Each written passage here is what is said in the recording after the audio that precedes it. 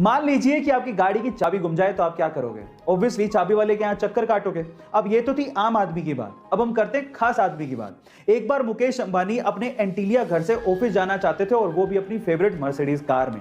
पर जैसी पार्किंग पहुंचे और उन्होंने अपनी जेब में हाथ डाला तो मर्सिडीज की चाबी नहीं मिली। पूरे घर में ढूंढ ली, वहां भी नहीं मिली। उसके बाद उनके मैनेजर ने स्पेशली मर्सिडीज के ऑफिस में फोन किया कि भैया चाबी नहीं मिल रही है। अगले दिन तड़के सुबह 3 बजे एक जर्मनी से हेलीकॉप्टर आया जो कि एंटीलिया के रूफ पे उतरा। एक आदमी नीचे आया, डुप्लीकेट चाबी मुकेश अंबानी जी के मैनेजर को हाथ में दी और उसके बाद वहीं से वापस जर्मनी लौट गया। रुतबा देख रहे हो गाइस? आपको ये सुन के कैसा लगा चैट सेक्शन में जरूर लिखिएगा। और ऐसे अमेजिंग वीडियोस के लिए वो बचपन से एक फेमस कार रेसर बनना चाहता था, लेकिन एक दिन आज से ठीक 10 साल पहले उसका एक रोड एक्सीडेंट हो गया। उसकी जान तो बच गई, लेकिन उसने उस एक्सीडेंट में अपने दोनों हाथ खो दिए।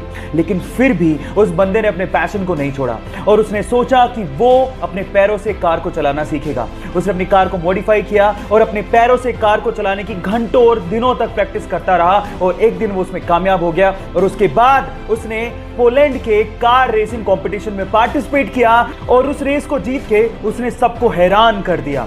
उस बंदे का नाम है बार्टोस ओस्टालेविस्की। गाइस, उसके कभी ना हार मानने के जज्बे को मैं सलाम करता हूं।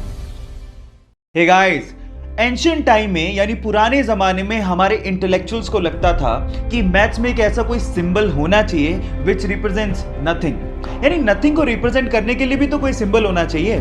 सो इसी को ध्यान में रखते हुए 5th सेंचुरी में एक इंडियन मैथमेटिशियन आर्यभट्ट ने जीरो को इन्वेंट किया।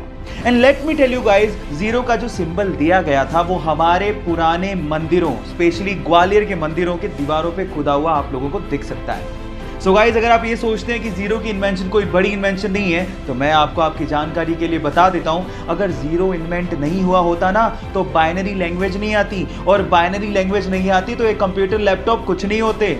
जब शून्य ना देता भारत तो चांद पे जाना भी मुश्किल था। क्या आपको पहले से बात पता थी? और नहीं पता थी तो चैट सेक्शन में लिखना मत भूलिएगा।